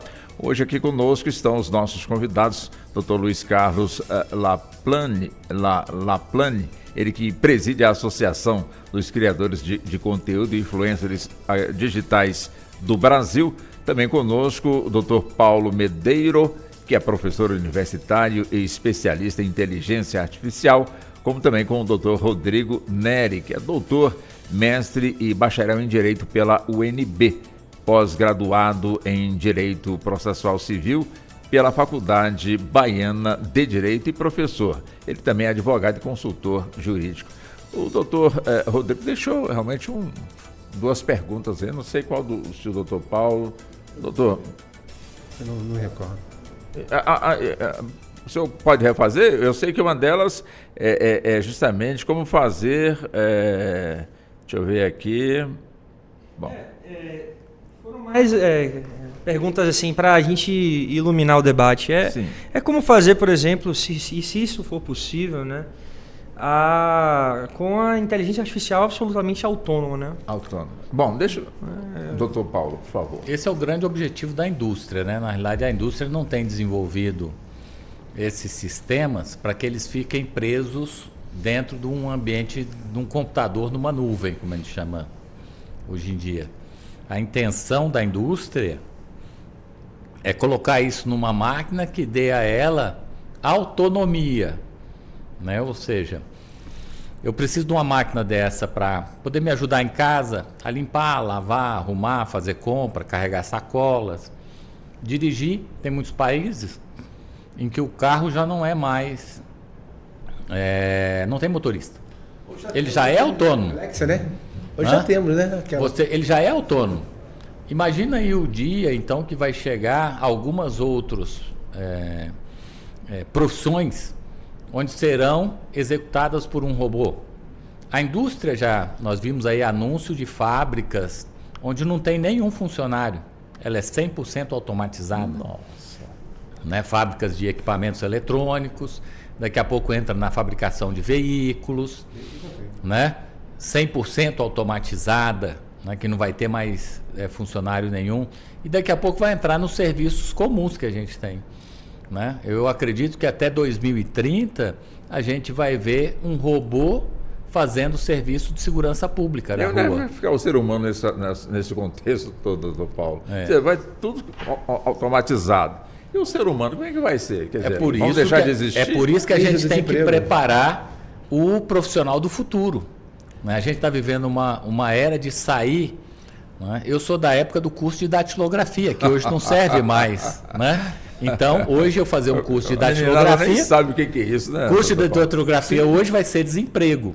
Né? Então, essa mudança, ela também tá ocorrendo agora, só que numa velocidade grande a gente tem que estar preparado para isso, para as novas profissões do futuro. O advogado do futuro não vai ser o advogado desses últimos anos. Né? Ele precisa ser diferente. Ele tem que entender o direito de uma forma diferente. Né? E se ele não tiver na formação a tecnologia, ele já está fora do mercado. Né? Porque hoje os próprios escritórios de advocacia, advogados, também usam a inteligência generativa para ajudar na sua produtividade. Né? Eu preciso entender o cenário futuro, por isso que eu acho que a tecnologia precisa ser política de Estado, né? Para que tenham políticas para todo o país, orientando todas as profissões no caminho do futuro. O foco que o Luiz falou lá atrás que a gente precisa ter. Pois não, doutor. Nós já temos o robô em casa, né? Que é a Alexa, né? Alexa, limpa ali. Não é isso? Liga ali. Liga ali. Já tem o cachorro, né? Já tem virtual. Um robô, né? Em casa. Robozinho, né? Comercializando aí no país. Né? Para brincar com as crianças, vigiar a casa. Exato. Né? Mas e a questão... Eu tenho a segunda pergunta que o senhor deixou aqui, que é relacionada, portanto, com a deepfake, né, na dublagem, mas daqui a pouco a gente passa... Eu gostaria de ouvir do senhor daquele ponto que eu levantei aqui, evidentemente... É um questionamento que a população no mundo faz. Estamos perdendo o hábito da comunicação. E aí, como é que vai ser isso no futuro? Grave, porque hoje as pessoas se comunicam uma do lado da outra através de mensagem. E elas não se falam mais. Usar o telefone, conversar, encontrar, virou memória passada. E tem como mudar isso? Olha, através da educação, mostrando a importância da ferramenta. As pessoas estão usando as ferramentas de forma errada. Né? É preciso se comunicar, o contato entre pessoas. Ou seja, é evidente que aquela velha história, vamos jogar bola, vamos encontrar ali para a gente andar, fazer uma volta de bicicleta. Quer dizer, a meninada hoje em dia... Pouco se vê realmente essa prática, quer dizer, já estamos então perdendo para os games. Essa condição. Já estão perdendo para os games, perdendo para as redes sociais, estão perdendo sim. Virou memória passada. Perfeito. Aí é que está também, né, doutor Rodrigo, evidentemente que tudo hoje nosso está de alguma forma preservado, portanto, nessa tecnologia. E aí, evidentemente, quando uma pessoa falece, fica ali os bens para serem divididos. E os bens que vão estar, portanto, armazenados através da inteligência artificial. Bens afetivos, memória afetiva, fórmulas fantásticas, fórmula de refrigerante aí que ninguém conta, enfim, um tesouro verdadeiro que não brilha, mas que tem ali a informação preciosa. Já chegamos ao ponto de determinarmos de quem é esse bem precioso quando a pessoa falece? É da família? É da plataforma? Afinal de contas, é um caminho que também precisamos avançar, debater e concluir? Esse tema tem a ver com o que a gente fala no direito, que é o direito das sucessões, que é um direito que tem inspirações sólidas em entendimentos desde a época do direito romano, mais de 2000 anos atrás. E isso que está acontecendo agora, é óbvio que os civilistas costumam sempre falar em que as categorias de direito civil vão sendo adaptadas à realidade, mas isso gera uma verdadeira revolução no âmbito da forma que se entende como que deve haver a quem vai ser direcionado esse patrimônio. Muitas vezes a pessoa tem uma rede social, mas ela construiu aquela rede social junto com o apoio de outras pessoas, com o apoio de outras de terceiras, de empresas, enfim. Então há toda uma discussão sobre isso. Algumas redes sociais já estabelecem a possibilidade de você indicar quem que vai herdar a rede social. Só que isso nós temos embora a analogia possa ser utilizada, por exemplo, quando a pessoa tinha documentos, cartas e ela falecia, e aí historiadores acessam essas cartas e veem. Só que na rede social eu costumo sempre refletir, e não só na rede social, na internet de maneira geral, no telefone, sim, em tudo que a gente faz, um acesso a um telefone vai ter acesso a segredos mais obscuros, mais profundos que a gente tem. Hoje em dia, se você for acessar os dados de um buscador de internet, que faz pesquisas para a internet, você pode saber como que a pessoa pensou nos últimos anos.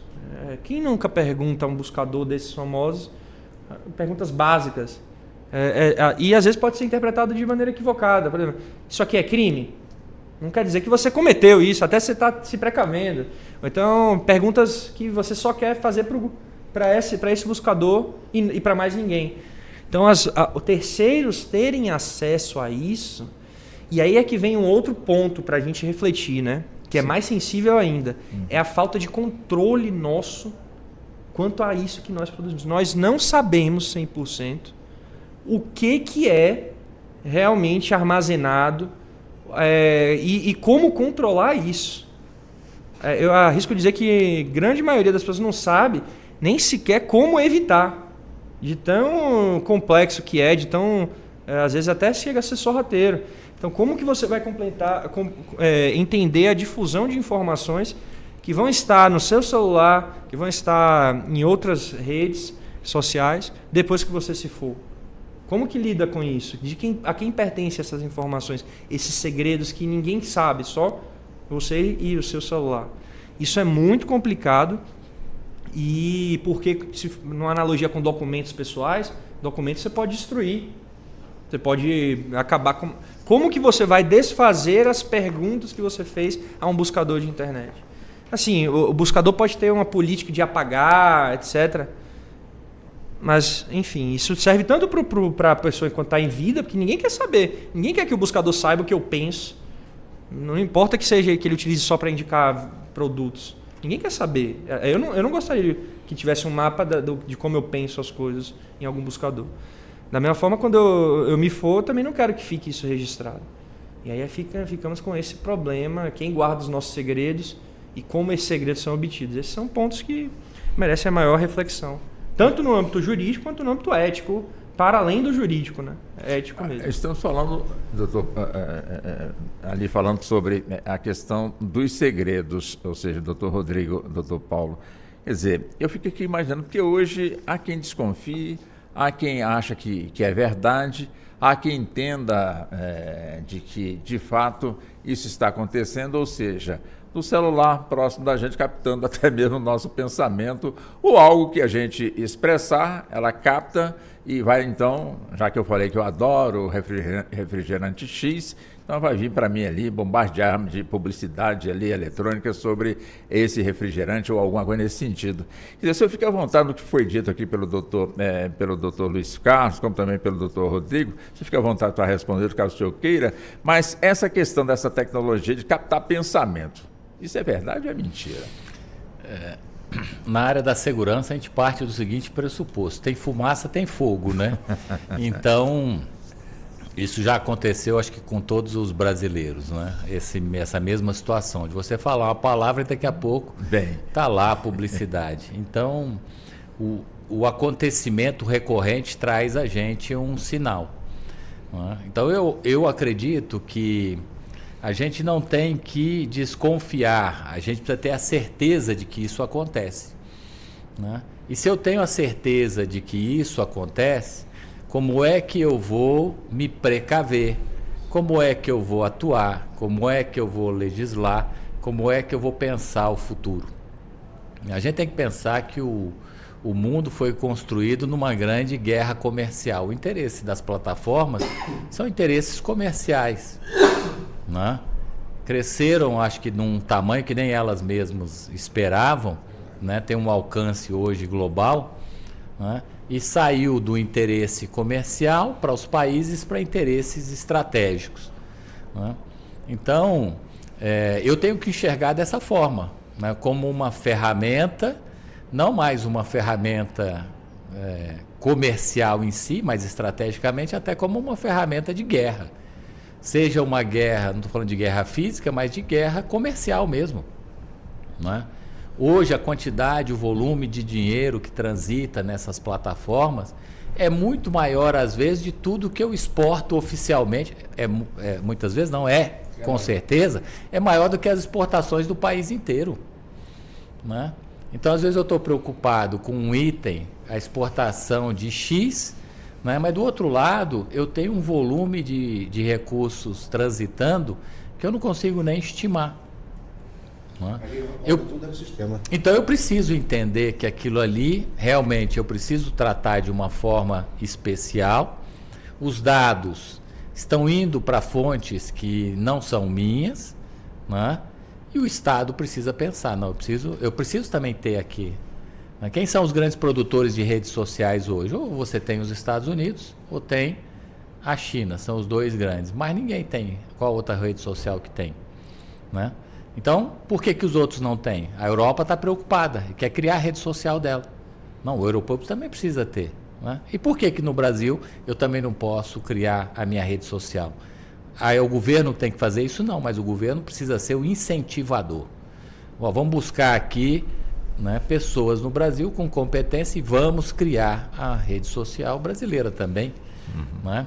Teve algumas iniciativas no passado, mas sem incentivo não vai. Não prosperou. Porque essas plataformas, elas têm um volume de recursos enorme.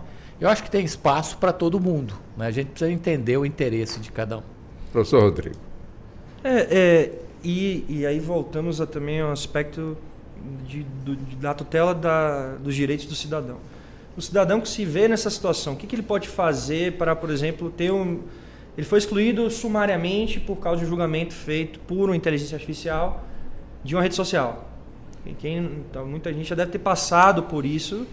Acontece. Como tutelar isso, né? Uma pessoa que não tem conhecimento de como funciona, não sabe nenhum motivo, não sabe como é que esse julgamento é feito, não sabe como acessar. É por isso que nosso sistema estabelece, no âmbito do direito do consumidor, isso é até marcante, a possibilidade de inversão do ônus da prova em processo judicial. Como é que seria essa inversão do ônus da prova? O que seria isso?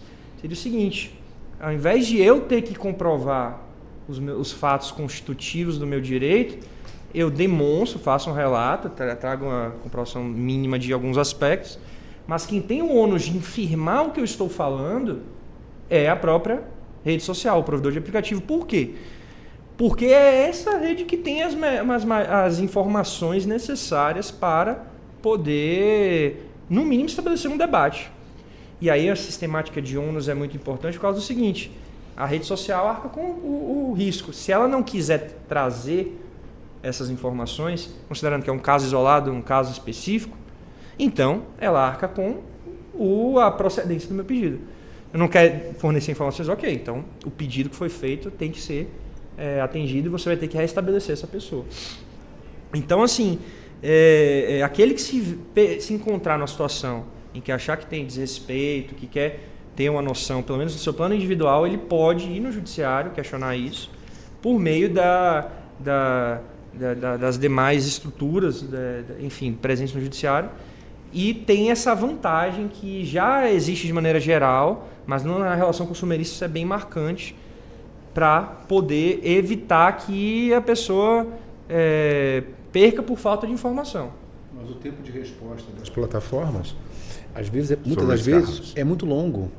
E o usuário, aquele que usa das redes sociais, que perde as suas contas, acabam perdendo também o seu negócio. Exato. Os influencers, isso daí é uma sentença de morte financeira. Sentença de morte. Então, e outra coisa, não só para isso, mas a gente tem no processo civil várias circunstâncias que podem ser utilizadas. Por exemplo, a tutela declaratória que a gente fala, que é uma demanda que você quer estabelecer, retirar a dúvida sobre uma situação jurídica, uma relação jurídica. Isso envolve a relação jurídica entre influência e o provedor, ou a relação jurídica entre... Não, às vezes nem é uma influência, às vezes é uma pessoa que utiliza algum serviço pago e você quer esclarecer melhor, enfim. Esse tipo de medida é plenamente possível e necessário. E o judiciário, cada vez mais, o Supremo tem capitaneado uma espécie de modernização jurídica, né? Jurídica, considerando as demandas que chegam a ele. Estabeleceu até em recente decisão que mencionei mais há pouco, um regramento de como retirar conteúdos à luz de uma interpretação que ele fez do Marco Civil da Internet, que é alvo de críticas e merece ser objeto de reflexões, mas ele estabeleceu esse regramento. E é importante que nós tenhamos isso, porque voltamos ao que o próprio Dr. Paulo disse no início da nossa fala aqui, no outro bloco. Como responsabilizar?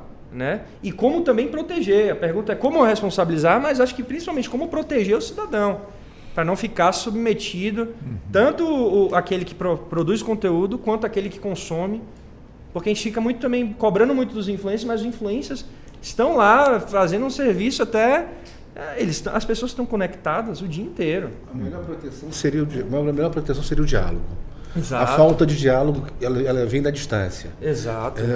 As plataformas, elas estão muito distantes daqueles que usam... Mas quem tem que provocar esse diálogo? Quem tem que provocar esse diálogo? Acho que provavelmente o governo, o Estado. Tem que trazer, porque elas estão aqui dentro do nosso país. E muitas das vezes a nossa necessidade não depende de trazer um advogado. São questões básicas simples, mas não tem essa aproximação, não tem essa chegada. Não posso tratar como inimigo, né? Na verdade eu tenho que trazer para próximo e promover o diálogo. Sim. Seria aquela ideia de tentar aproveitar, perdoem aí os economistas, longe de querer ser leviano ou algo do gênero, mas não seria aproveitar aquela teoria da mão invisível que vai regular a internet, porque se não é o Estado ou algum terceiro, vai ser a própria rede social, o provedor de aplicação, e isso pode ser problemático, né? São vários interesses conflitantes, o lucro movimenta bastante, mas você tem direitos e garantias fundamentais previstos na nossa Constituição, que se aplicam ao cenário da internet, se aplicam aos consumidores e àqueles que utilizam conteúdo. E isso tudo, se colocarmos no liquidificador com a inteligência artificial, a gente vai ter uma grande dificuldade, que voltamos ao início, os valores. Direito reflete a positivação, por meio de um campo jurídico, dos valores sociais. Se engana quem afirma que o direito é isento de valores, né? O direito é marcado, as normas refletem valores. E a partir daí nós vamos deixar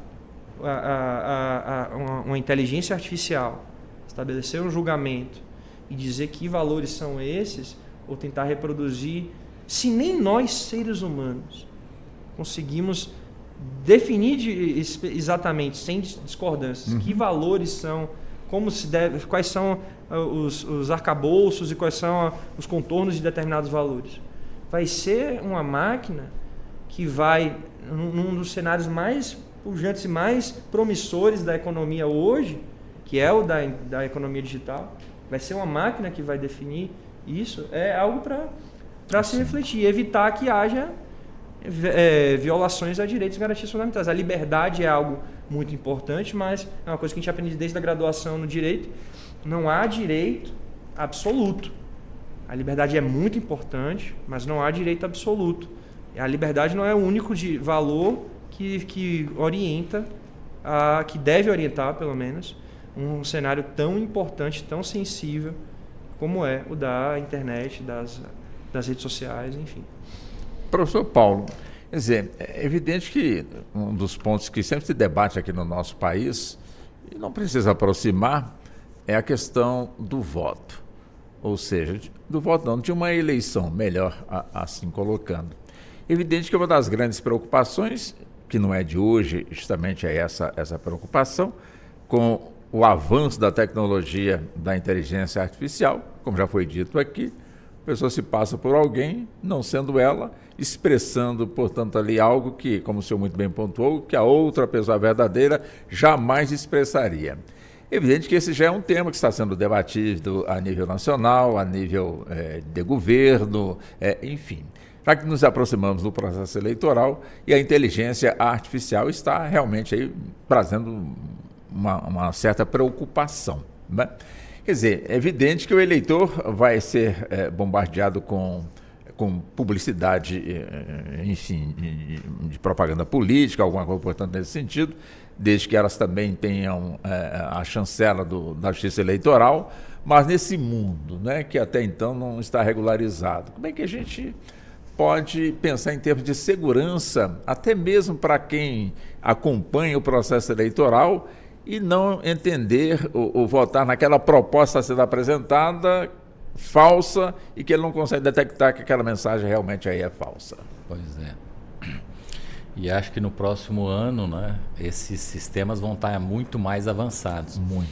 Eu fico imaginando na eleição, a gente sempre viu no passado, depois da eleição, alguns vídeos de propaganda eleitoral muito cômicos, né, com aqueles candidatos que realmente fazem o brasileiro rir um pouquinho, né?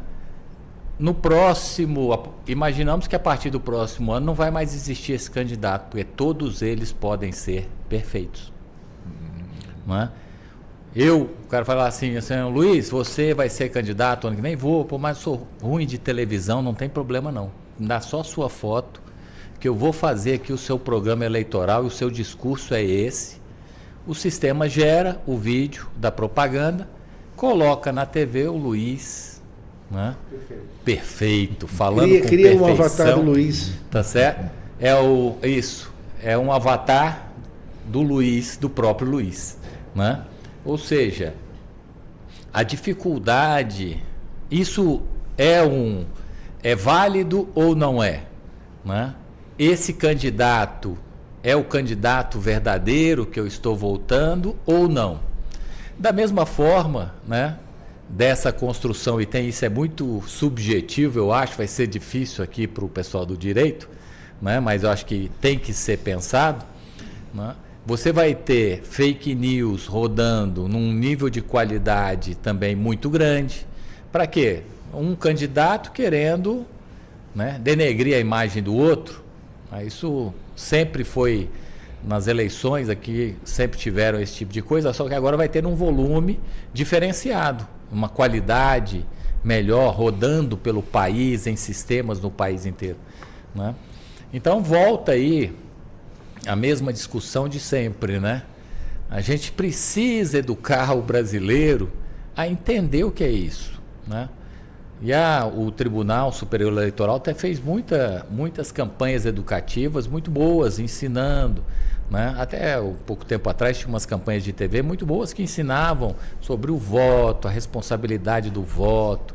Eu acho que tem que voltar a isso dizendo agora, ó, tá vendo esse candidato perfeito? Pode não ser o candidato, conheça lá o seu candidato, cuidado com as fake news, né? Cuidado com o que você divulga, vote com responsabilidade, sei lá, a gente precisa pensar isso de uma forma ampla, Porque senão a gente vai ter a eleição digitalmente perfeita no próximo ano. Você vai criar você vai ver candidatos criando avatar de acordo com o seu perfil de eleitor. Um discurso para cada um. Exato. Tá certo? É isso. Seria até Doutor pior, Rodrigo. né? É um discurso adequado para cada usuário. Já parando para pensar nisso? E além do avatar, a própria rede social, sem avatar, mas com uma postagem direcionada para cada uma resposta adequada a cada comentário específico. Sem dúvida. Minha pergunta é essa: tem como identificar de onde partiu? Temos como identificar, tem como monitorar, existem ferramentas que podem qualificar isso. Eu acho que o erro está no foco do discurso, né? Porque o discurso, a gente vê aí, o Congresso já está discutindo essa questão da IA, já tem mais de uns 2 anos, eu imagino, né? Mas eu acho que o foco está errado, né? Não é um problema só de política, né? A gente precisa dar um passo para trás para poder enxergar o seguinte: quais são os mecanismos que eu tenho de uma forma eficiente para poder acompanhar e monitorar isso. Mas existem ferramentas, tecnologias, a gente pode fazer. Doutor Luiz, sim, doutor Luiz Carlos, quando a gente fala desse assunto, evidentemente que a gente imagina que tem que ter um criador por trás dessa questão toda, né? O criador de conteúdo. E aí, né? Neste campo, esse criador é um profissional. Esse profissional, de alguma forma, tem a sua profissão reconhecida, ele trabalha realmente às claras, ou pode-se correr o risco do submundo, de alguma forma, como pontuou ali o doutor Rodrigo, ou seja, das deepfakes, né? A partir dali, esse tipo de conteúdo, onde se procura esconder ao máximo ali o autor da ação e impregnar a população, portanto, de notícias falsas. Existe sim o submundo, é real. Mas a grande maioria dos criadores de conteúdos, eles trabalham de forma correta para os seus negócios. São pessoas jurídicas, não tem nada a ver com política. Sim, mas tem aqueles que trabalham, mas tem aqueles que escondem e ninguém sabe o que eles estão trabalhando. Esses que se escondem, que a gente não sabe que estão trabalhando, por isso da importância da biometria facial. Para reconhecer. E essas pessoas vão passar a mostrar a sua face. E onde entra o poder jurídico, o judiciário nessa história?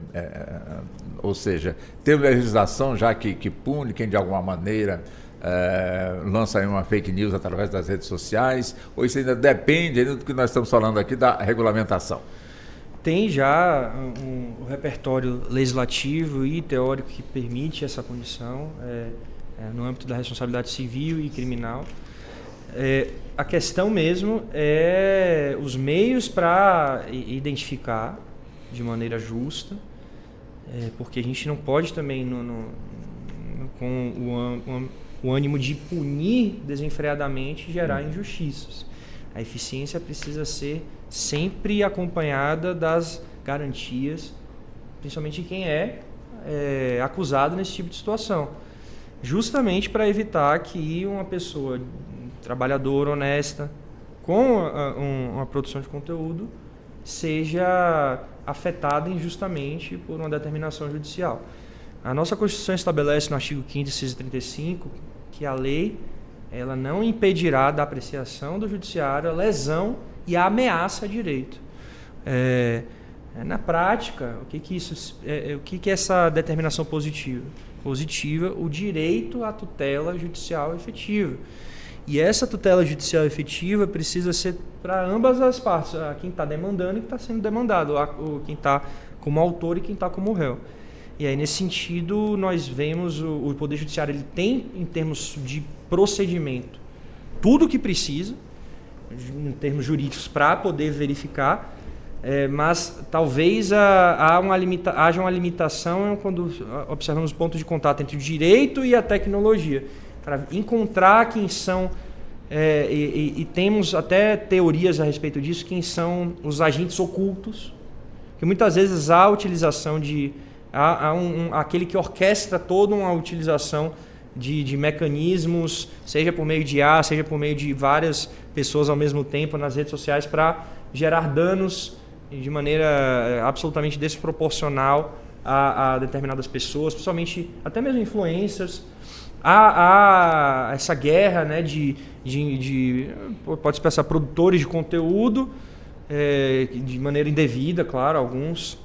Então, há todo um mecanismo de quem gerar lesão é responsabilizado, só que é isso, você tem que analisar o caso concreto, tem vários fatores que podem influenciar. Por exemplo, a difusão que a pessoa tem na própria rede social, isso vai afetar na verificação da ocorrência, até mesmo da existência de dano. Por exemplo, eu postar um conteúdo numa rede social em que eu não tenho nenhum seguidor. Então ninguém viu, e eu estou privado, então ninguém viu isso. Então não gerou dano.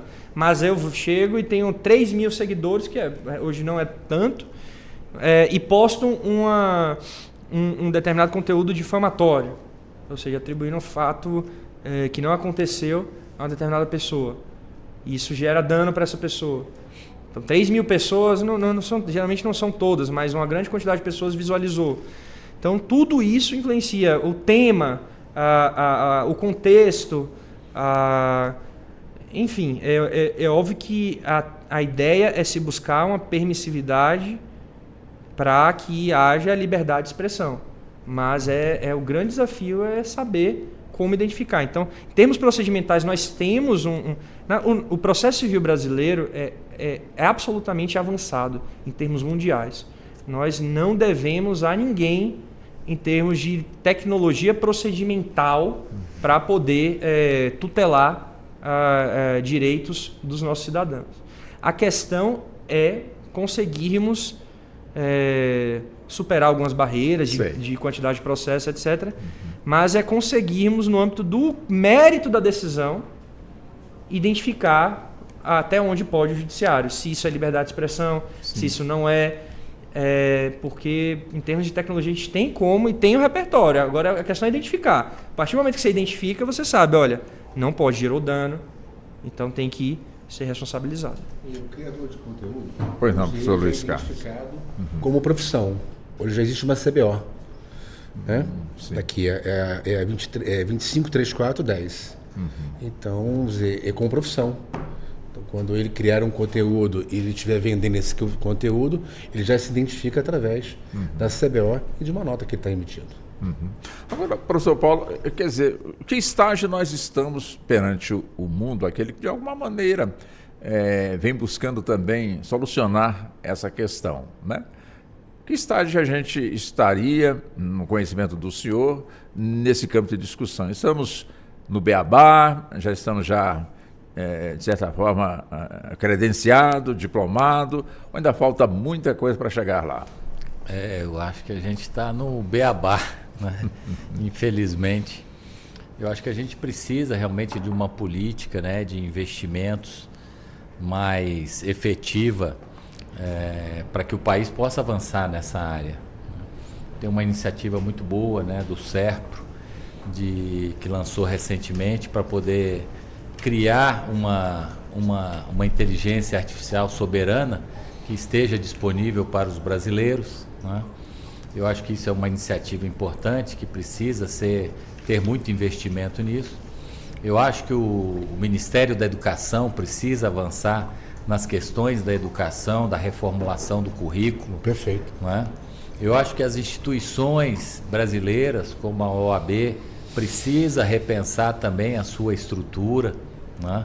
A reformular aí o seu pensamento em relação a isso, porque não adianta nada também eu formar uma série de pessoas que não sabem direito nem o que é inteligência artificial e como é que vai legislar sobre isso. Perfeito. Né? E tem muita gente legislando sobre assunto que não entende. Né? E a gente vê aí pessoas sem formação, sem qualificação, falando de IA hoje, ensinando na internet. Né? E isso vai atrapalhando e embolando cada vez mais o cenário. Então, como o Luiz falou, o Estado precisa, nesse momento, né, dar um passo à frente e dizer assim, olha, vamos fazer assim, vamos fazer assado, vamos investir aqui, vamos investir lá, para ser uma política de Estado mesmo. Isso é tão importante quanto exportar, produzir arroz e feijão, né? Se outros países, e vamos à questão do exemplo, né? Se outros países desenvolvidos estão destinando boa parte dos seus recursos, né, no desenvolvimento desses tipos de soluções, eu também tenho que estar, né? E não é só na área de software, mas na área de equipamentos também, né? Tem países aí investindo em sistemas de refrigeração de alta tecnologia, em novos tipos de baterias, né? Em computadores quânticos. A gente precisa desse investimento técnico para poder não ficar de fora, né? É difícil de alcançar, às vezes, o nível desses países, né? Talvez seja, mas a gente também não pode ficar de fora, né? Buscar as melhores parcerias tecnológicas. É claro que cada país tem os seus interesses de defender o seu povo, isso é legítimo, né? A gente também precisa pensar da mesma forma. Então, o país que mais usa a rede social. Nós estamos em usuários de Instagram, no marketing. Nós somos o primeiro do mundo, ultrapassamos os Estados Unidos. Olha. Ou seja, o brasileiro gosta de usar essa rede social para comprar, né? Então, eu sou o primeiro do mundo, né? Nós somos o primeiro do mundo nesse tipo de rede social, né? Maiores do que os Estados Unidos. Olha a relevância do país nisso. Se não me engano, foi até me corrijam, e os ouvintes também, acho que é um palpite aqui, mas acho que foi um dos idealizadores do que seria o Instagram hoje, dos criadores, era brasileiro, tá? Acho que não sei se foi... eu acho que ele era brasileiro. Foi do Facebook. O Facebook tinha um brasileiro, né? Tinha um brasileiro, mas acho que no Instagram também. Também? Que depois o Facebook adquiriu o Instagram também, salvo engano. Aqui. A gente viu aí na Copa do Mundo, né, a quantidade de brasileiros, né? E nós tivemos brasileiros entre os campeões. Estamos presentes. Ou seja, a gente está presente. Né? A gente precisa trazer isso tudo para cá de uma forma inteligente, né? E fazer bom uso disso. Exato. É preciso ver o lado bom de tudo isso, né? Que hoje se debate muito nos meios de comunicações o lado ruim, né? Achando que regular é uma coisa ruim. Não é. É como qualquer outra profissão. Eu acho que regular é sem criar inviabilidade de pessoas trabalharem, como outras profissões. Então, eu posso dizer que os influenciadores, criadores de conteúdos, eles não estão preocupados com isso, porque eles não usam as redes sociais para fazer coisas erradas, e sim para tratar dos seus próprios negócios. Então, a regulação, ela é bem feita, ela é bem-vinda, né? Com responsabilidade, é claro, né? A regulação ela não passa para os criadores de conteúdos e os influencers como uma questão política. Eles não usam, eles estão distantes desse processo político. Essas plataformas digitais, ou seja, as criações de alguma forma, tudo isso é coisa de criança ou não? Porque nós temos muitas crianças de alguma forma aí, de certa maneira também já nesse mercado, a família, portanto, incentivando.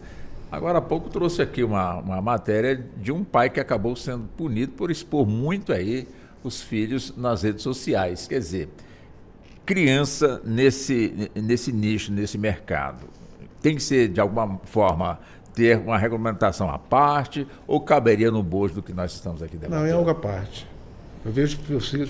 Creio eu que seja algo à parte, até por conta de conhecimento e oportunidades, né? E linguagem também. O senhor entende que as crianças poderiam brincar ali também, seria isso? Mas mais para o lado educacional. Formar essas crianças para o futuro. Aí, doutor Rodrigo, eu volto com o senhor, né? Infelizmente hoje, partindo agora para o lado obscuro da rede social, onde ali, de certa forma, vítimas são atraídas para perderem aí valores econômicos, outras pessoas são atraídas para perderem a vida, outras pessoas são atraídas para aventuras sexuais, e nesse bojo todo temos também aí as crianças. Onde é que entra a responsabilidade, portanto, aí dos pais, principalmente nas crianças, quando elas se tornam vítimas, portanto, aí desse tipo de situação? É bom também a gente frisar que nem todo pai tem conhecimento dessa ferramenta, dessa nova tecnologia, né? Daí a dificuldade. Como é que fica essa questão? Perfeito. E essa sua última observação é fundamental para se pensar que tem que se verificar o caso concreto. Não dá para estabelecer uma única regra, mas a tendência é a responsabilidade, sim, dos pais por esse tipo de situação, verificando-se, obviamente, que se houve um nexo causal entre, ele poderia ter feito alguma coisa para impedir. Às vezes é algo que não tem mínimo controle dos pais nesse sentido. Mas a tendência é se responsabilizar, sim, principalmente porque tem meios adequados, ainda mais nesse início de vida do ser humano, de se restringir e de se supervisionar também, né? Desde você estabelecer barreiras para acessar. Eu tenho um irmão de 4 anos, já falei das minhas 2 irmãs e não posso falar do meu irmão, não posso deixar de falar do meu irmão também, o par de pai de 4 anos. E ele tem o YouTube Kids dele separado do YouTube dos adultos, que tem senha para entrar. Então, assim, é um exemplo de postura que deve ser tomada. E, de fato, os pais têm que ter essa atenção, acho salutar, haver esse dever de cuidado e essa imposição desse dever por parte do nosso ordenamento. E quando os pais não são preparados para isso? Exatamente. Quando não tem esse preparo. Exatamente. Porque o grande problema, a preocupação hoje dos pais em deixar os filhos em casa, ou quando sai da escola, é exatamente no uso do celular. Eles não sabem, eles não estão no dia a dia. Por isso, a importância de trazer a escola. Exatamente. A escola precisa compartilhar essa responsabilidade. Aí é o Estado. Muitas vezes os pais têm acesso a esse tipo de informação pelos próprios filhos. Sem dúvida. E aí isso gera uma situação em que, quando foram iniciando as redes sociais, com certeza os jovens foram trazendo e os pais foram se inserindo. Hoje já tem a grande difusão de pessoas com maior idade nas redes sociais, mas... Como é que eles estão aprendendo? Estão aprendendo aonde? Exato. Estão dando um Google na vida, ou falando com um colega do lado. Exato. Então, se você não tem uma rede de ensino... Então, assim, é óbvio que nesse caso aí se demandaria uma prevenção, um dever de prevenção dos pais, mas como eu te falei, como eu falei para vocês, o caso concreto é o que impera, porque às vezes não tem nem como saber, não faz nem ideia de que a criança está tendo acesso. Às vezes ela tem acesso com um amigo na escola, não tem acesso em nada em casa. E às vezes também é de se pensar, é óbvio que a responsabilização, mas cercear completamente para o menino, a menina, enfim, ficar um analfabeto no âmbito um analfabeto de tecnologia, tudo isso faz parte desse grande e complexo sistema que envolve a criação dos filhos, né? A gente vê hoje, isso é o tema do momento, não é? O professor Paulo tem muito mais propriedade para falar do que eu a respeito disso. A gente vê séries de televisão já falando, uma série recente mencionando isso. E aí quem responsabilizar, né? Um menino, um caso clássico, um menino comete um homicídio e aí foi instigado porque sofreu bullying na internet, e aí ou então porque tinha acesso a conteúdos que é difícil até estabelecer o nexo causal, mas digamos que ele foi influenciado por alguém na internet a fazer isso, e aí os pais são responsáveis? Não são? Será que é justo? Uma coisa a gente aprende assim no direito, que uma coisa é a norma nem sempre vai ser justa sob o ponto de vista da justiça fora do direito. Às vezes a norma vai ser correta, está permitida, mas não é justo. É a separação entre direito e justiça propriamente dita. E como é que fica então essa situação? É justo realmente punir o pai Paulo, que nem tem como, não tinha como fazer? Professor Paulo, e aí, será que a inteligência artificial haverá de criar um antídoto contra tudo isso que nós estamos falando, o negativo do que nós estamos abordando em relação à criação na inteligência artificial? Eu acho que isso aí é uma resposta boa, né? É uma pergunta boa, porque aí é um bom uso da máquina.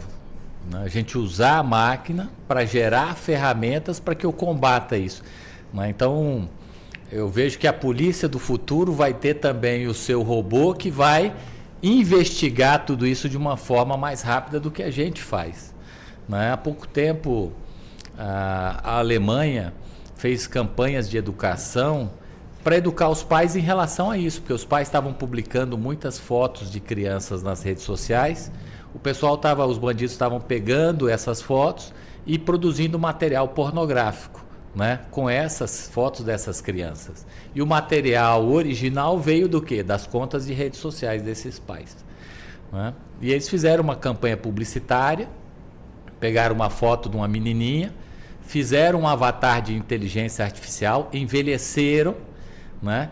Colocaram numa sala de cinema, todos os pais ali, e o avatar da filha mais velha, conversando com os pais que estavam lá no cinema sem saber, né? E ela dizendo, olha, eu sou a Eva no futuro, né? E toma cuidado com isso, com aquilo, e começou a falar sobre os perigos do uso.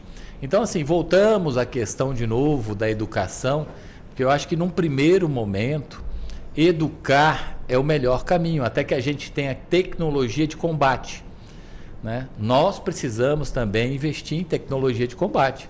As instituições precisam de tecnologia para detectar esses conteúdos rapidamente, para agir rapidamente. E a justiça, ao receber um volume de dados muito grande, né, também precisa ter ferramentas para processar isso. Porque se eu mandar lá, né, eu vou lá e gero um relatório com 15 mil links, né, para a justiça, para ela derrubar os 15 mil links, se o juiz tiver que clicar um de cada vez, né, vai levar um tempo enorme, né? Não pode ser assim. Eu preciso que todo mundo esteja preparado. Então, a polícia precisa estar preparada, o Estado tem que estar preparado no Executivo, né? O Legislativo precisa se preparar e a Justiça também, para poder processar tudo isso ao mesmo tempo. Bem, já começa a administrar o nosso tempo, já estamos aproximando do fechamento. Eu tenho o quê? 8 minutos, 9 minutos de programa. Então vamos lá, doutor. Começa com o doutor Luiz Carlos. Doutor Luiz Carlos, eu tenho 1 minuto e meio, no máximo 2 minutos aí, para o senhor partir para as considerações finais. E eu aqui já agradecendo aí a gentileza, a participação do senhor, abrilhantou enormemente aqui o assunto, o tema, com certeza, levando um vasto conhecimento para o nosso público ouvinte. O senhor fica à vontade, no 1 minuto e meio, 2 minutos. Obrigado. Quero agradecer à Rádio Justiça por estar promovendo esse grande debate de grande importância e relevância. Agradecer à mesa, né, os telespectadores e mais a Associação dos Influenciadores Digitais do Brasil que estão assistindo esse nosso bate-papo, esse debate. E pedir para que passar o nosso arroba, né, da associação, que é a Digitais BR. Sigam a Digitais BR para conhecer o nosso trabalho, a nossa proposta, as nossas propostas, os nossos benefícios. Arroba Digitais BR underline, e também do presidente, que é o arroba Luiz Carlos LP underline. E a associação, com certeza, tem muitas atividades aqui em Brasília, né? Tem, no Brasil inteiro. A associação. Nós temos. Olha que honra para Brasília estar sediando essa associação, hein, doutor? Nós trouxemos a associação aqui para Brasília, que vai ser um grande marco. E a nossa proposta é fazer com que Brasília seja a rota dos influenciadores digitais do Brasil. Trazendo para cá todos os eventos, trazendo para cá os eventos internacional, os turistas. Algum evento na plataforma para qualquer momento ser disparado? Tá, para o ano que vem há uma proposta nossa de trazer o evento que o show dos cantores da internet. Olha, resgatando aqueles da nossa época, né? Dos anos 80, né? Sim. Então vamos fazer um show e esse show vai ser vai ser no Mané Garrincha. Olha essa é a só. proposta. Então, o pessoal já preparar a agenda aí. Preparar né, a agenda. Tá ótimo. Muito então. obrigado. Doutor Rodrigo, vamos também com o senhor fica à vontade também nos 2 minutos, também fica à vontade aí, eu aqui já agradecendo ao senhor pela atenção, enfim, pela gentileza. Com certeza os senhores, evidentemente, são convidados permanentes para que possamos voltar numa época breve a este assunto, que é importante, né, a gente ter sempre ele aí muito próximo das discussões. Perfeito, agradeço por praticamente 2 horas de grande aprendizado. É muito bom estar com os colegas aqui, o professor Paulo, o doutor Luiz Carlos e a Rádio Justiça, que sempre me recebe muito bem. O tema é muito importante, é muito bom estar aqui para debatê-lo. A IA é uma realidade, eu falo no campo até do âmbito do judiciário, mas na verdade em tudo. E a gente tem que transformá-la não numa substituta. Assim, obviamente que inevitavelmente vai haver substituições, mas o objetivo principal, a meu ver, deve ser transformá-la numa plataforma, no sentido de nos alavancar. Acho que essa é a ideia, porque ela vai gerar mais demanda, mas também ela vai dar mais poder, como disse o professor Paulo, para resolvermos. Isso é fundamental. Então, essa é a mensagem que eu quero deixar aqui, agradecer a mesa e a Rádio Justiça e aos ouvintes, que são os nossos... a quem mais importa, né? A quem queremos deixar a nossa mensagem. É o nosso público-alvo, né, Perfeito. doutor? Muito bem. Doutor Paulo, também fique à vontade também aí com o tempo, né, de 2 minutos, agradecendo ao senhor pela gentileza, mas antes de o senhor partir para os 2 minutos, fiquei aqui curioso, né? Ou seja, o senhor é professor universitário, com muita qualidade, com muita qualificação, especialista em inteligência, portanto, artificial. Como é que a inteligência artificial chegou até o senhor e lhe causou tanto interesse, que o senhor é um estudioso no tema, luta no tema? Como é que foi que surgiu? Eu sou bacharel em engenharia, né? E fui muitos anos aqui do governo brasileiro, mas depois... Fui diplomata, né? Morei no... Ah, você é embaixador? Eu morei eu fui funcionário das Nações Unidas, né? Ah, tá. E morei fora muitos anos e a tecnologia sempre esteve comigo, né? Eu fiz o meu primeiro mestrado de inteligência artificial em 2001 aqui na Universidade Católica, antes de eu ir embora. Não é? Só que, na época, a gente era muita teoria, não é? Aí, há pouco tempo atrás, eu fiz um outro mestrado, né, nos Estados Unidos, e aí é que eu fui me aprofundar mesmo nesse novo mundo, né? Então, eu hoje, além de ser professor, né, eu também tenho empresas de tecnologia e eu invisto nessa área, porque eu acredito que isso aí é o futuro do país, né? Não tem como, né? Então estou fazendo um trabalho agora para trazer esse entendimento para a educação básica mesmo, né? A gente tem aí alguns investimentos para criar algumas escolas para crianças, para o ensino disso. Né? Ótimo. Bom, agora os 2 minutos, o senhor fica à vontade. Eu aqui já agradecendo também ao senhor pela gentileza, pela atenção, pelo carinho. Repito, o convite é permanente para que possamos ter outros debates em torno dessa questão, para levar sempre o melhor da informação para o nosso público. Eu que agradeço, né? Agradeço a oportunidade, agradeço você, Walter Rádio Justiça, doutor Rodrigo, né? Doutor Luiz. Uma experiência aqui maravilhosa, né? Acho que esse assunto ele deve realmente ser debatido várias vezes e comentado, né? A gente não pode tirar da nossa pauta. E diariamente a gente tem visto coisas novas, né, acontecendo com o uso disso, seja em todas as áreas, né, da sociedade. A importância desse tema traz algo que um alerta para o país, né, que precisa ser tomada aí algumas decisões mais efetivas em relação à tecnologia em si. Não é só a inteligência artificial, é um pedaço do mundo tecnológico que está se levantando, né? A gente tem questões aí, por exemplo, né, como o carro autônomo, né? Será que o Brasil está preparado para receber um carro sem motorista, né?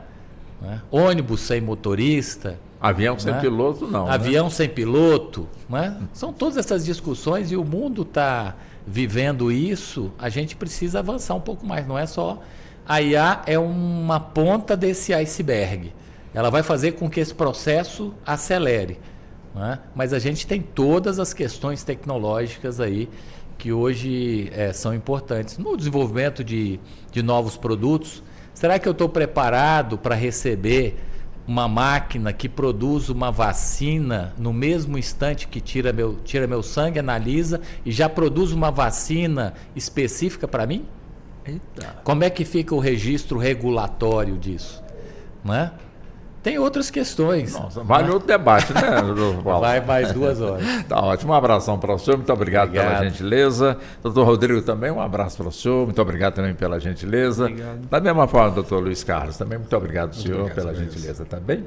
E assim nós chegamos ao fim da nossa edição do debate dentro do Justiça na Tarde, com os nossos convidados, doutor Paulo Medeiro, professor universitário, especialista em inteligência artificial, com o doutor Rodrigo Neri, doutor, mestre e bacharel em Direito pela UNB, pós-graduado em Direito Processual Civil pela Faculdade Baiana de Direito e ainda professor, advogado e consultor jurídico, como também o doutor Luiz Carlos Laplane, que é presidente da Associação dos Criadores de Conteúdo e Influencers Digitais do Brasil. Sou Walter Lima, fiz a condução do debate que teve a produção da Ana Carolina Laurindo, trabalhos técnicos do nosso Washington Rodrigues e a coordenação de jornalismo de Bárbara Michelini. Muito obrigado, boa tarde, bom fim de semana e até o nosso próximo encontro. A Rádio Justiça apresentou Justiça na Tarde. Secretaria de Comunicação Social, Supremo Tribunal Federal.